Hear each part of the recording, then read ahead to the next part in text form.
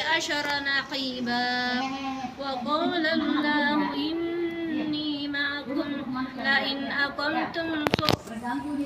لئن أقمتم الصلاة وآتيتم الزكاة وآمنتم برسلي وأزرتموهم وأقرضتم الله قرضا حسنا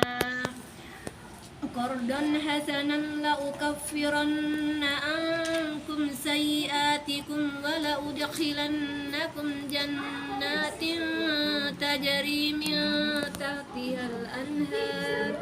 فمن كفر بعد ذلك منكم فقد ضل سواء السبيل وبما نقضهم ميثاقهم لعناهم وجعلنا قلوبهم قاسية يحرفون الكلم عن مواضعه ونسوا حظا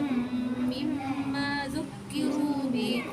ولا تزال تطلع على خائنة منهم إلا قليلا منهم